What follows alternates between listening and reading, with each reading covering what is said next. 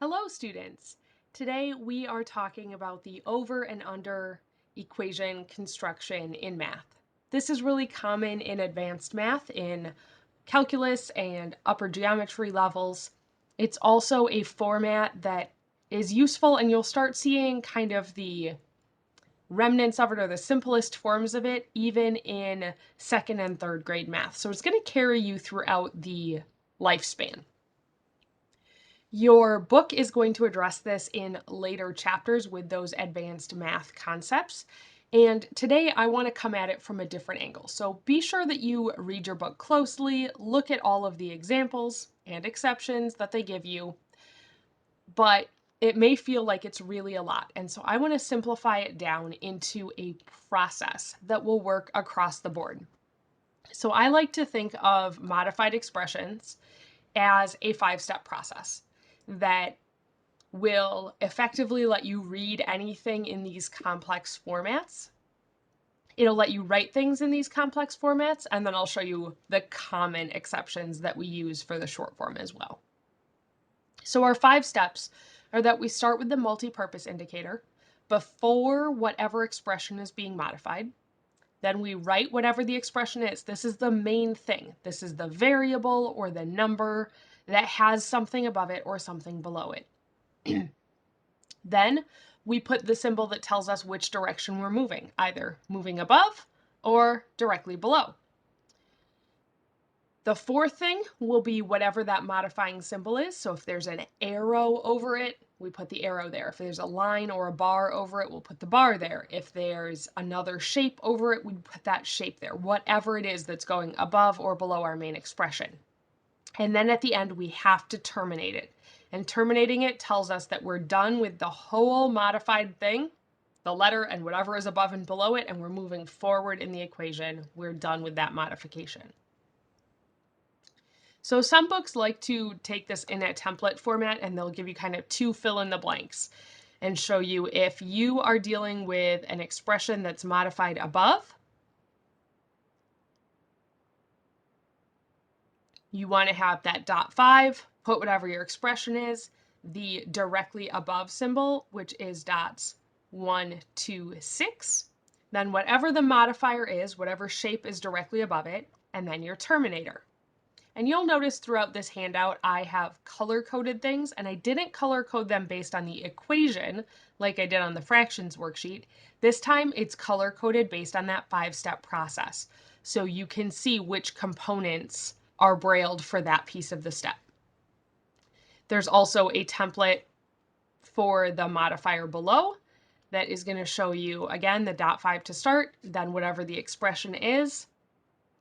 The directly below indicator, that's 1, 4, 6, whatever the modifier is, whatever that shape is that's directly underneath your variable or digits, and then the terminator that we're done with that process. So that will be kind of our base format. When does this get used, and what are some examples? The most common example is that we put a bar over something. The bar shape is dots 1, 5, 6, and it's really commonly used because it's how we do repeating digits, which kids will start learning really, really young. If I have the decimal 4.163 repeating, so the full decimal is 4.16363636363, and those 6 threes go on forever. In math, we mark that repeating with a vinculum over the top, and that bar is brailled that way in math. The problem is we need to know really specifically what's repeating. Is it just the 3? Is it the 6 3? Is it the whole 1 6 3? And that's why this method exists in Nemeth. Putting the .5 before what needs to be repeated tells us where the repetition starts. So we can see in the equation that 4.1 is just normal, and then I've got my .5 to set off the 6 3 as having above it the straight bar, and that's all. And that tells me that the 6 3 repeats and repeats and repeats forever, and that it's written with that bar over the 6 3. Another modified exception another modified expression that you'll see later on in your book are vectors, or lines or line segments, where you have a letter or multiple letters with a line or a line segment over them. So if I have the vector P, I would use that line shape that we have learned. I'll put my .5 indicator to start so that I know what comes after that is what will be modified. Put the P. I'll put my directly above symbol, that's 1, 2, 6. And then I need whatever's above it. And what's above it is an arrow pointing to the left, and that's a 4-cell shape. It'll be my shape indicator, my left pointing arrowhead, and 2 bars by default. We don't change the length of arrows when they're over 1 letter versus if they're over 2 or 3 letters. We just use a standard arrow. And then a terminator at the end. I might have a line segment, like line segment MN. And the point of the next example really is that this process works even inside of larger equations. So here someone's looking at a fraction of how the line segment MN compares to the ray LP.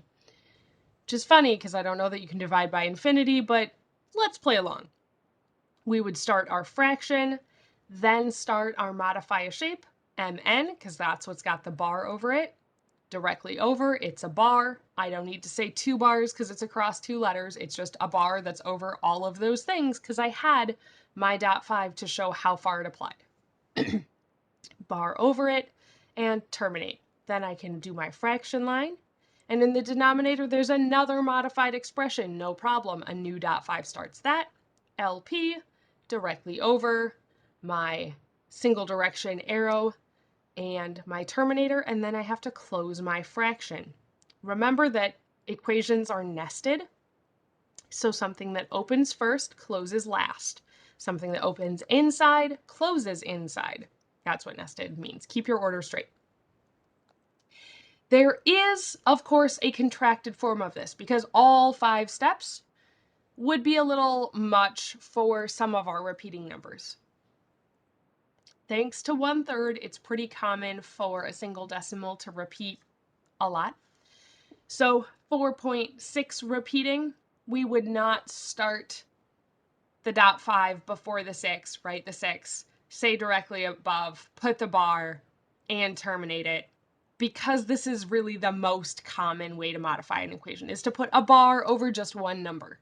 1 bar over 1 number. And when that's the case, we just stick a bar that dots 1, 5, 6 straight after the digit it's over. When it's the last digit, no problem. It will show that that's 1 number repeating. So that's the assumption, is that normally it's just 1 number, but if it's anything longer than that, or anything that's not just straight a number or a single item, then you would need to use the full expression. That's the base for modified expressions. You'll use it a ton in this week's assignment. You'll also see it in higher level math. And you'll see the single digit repeating, or maybe even multiple digits repeating, even in early elementary arithmetic. They learn that as soon as they're done with remainders. All right, so that directly above and directly below are worth talking about more here than just the 5 steps for modifying an equation. There are other things in math that get written directly above and directly below, and because Nemeth is logical, all of the things that are written directly above and directly below use those symbols. So if you have a statistics case, maybe you have 6 pick n. There's vertically aligned items. To do that, you just put the first item and then the directly below sign and then the item that's below. And that tells us what's above and what's below, and that they're vertically stacked because there's a directly below symbol there rather than a subscript. There are also the cases of large symbols. Some of the large symbols will be sums, like this large Greek sigma symbol. Some of them will be integrals, which is the large kind of curved function. And these work according to the rules of large symbols. They can have either superscripts and subscripts, like my first example and my third example do, where the sum from A to B of x squared is listed and from A to B are written as subscripts and superscripts. If that's the case, we have the sum, so Greek letter sigma. Subscript A, we write the lower one first because that's how it's read and that's how it's calculated. From A, subscript A, to superscript B. And then we have a dot 5, and that tells us to move forward so that we don't stay in that superscript. But we didn't put one in between, and that kept us from moving forward away from the summation and made them both stack on that summation. So your dot 5 goes after that, and then you can have your x squared. You will also commonly see sums written with their parameters directly above and below them. It's another common format that's used. In general, this is one of those things where if you're transcribing professional print, you follow the print. If they did it as subscripts and superscripts, you do it as subscripts and superscripts as the TVI. If they did it above and below, you do it above and below as the TVI. If you are a Braille reading math student and you prefer one of these over the other, and you get a problem in one format and want to write it in the other format because it's purely stylistic and does not change the meaning, you as the Braille reading student can do your work however you please. But as the transcriptionist, as the teacher, make sure that you show it as it is in print so that you don't have a favorite that is the only thing your student ever sees and then they take the ACT. Both versions are there and they don't recognize one of them. So when it's above and below, we're going to start with that dot 5 before our sigma to show that this sigma has something above or below it. After our sigma, our phrase to be modified, we're going to start with the directly below, again, because sums are calculated from the lower to the upper. These are lower and upper limits, they're directional, so we're always going to start on the bottom for these things. From I equals 1, notice that our equal sign keeps its spacing on each side. And then after the 1, we're going to go directly above. And we haven't had a terminator yet because we're not done modifying that original sigma yet.